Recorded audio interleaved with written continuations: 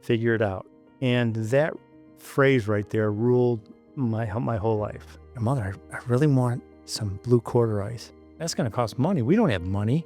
What am I going to do? And she said, well, get a job. How am I going to get a job? And she said, figure it out. If I was curious, I had to figure it out. If I had a problem, I had to figure it out. Led into another story where I went and got my first lawn mowing job. I had to borrow the neighbor's lawnmower. The lawn to mow was an elderly lady. She was a widow, knocked on the door. And I don't remember her name, but I said, I'm here to mow your lawn. She said, okay. And so I mowed her front lawn and I knocked on the door and I said, I'm done. And she looks and she goes, no, you didn't sweep the sidewalk.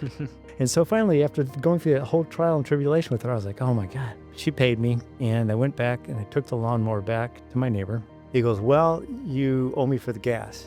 And I went home, like with $250 or whatever it was. And I'll never forget that as well. That was very formative in my life, and I carried it with me the whole time. So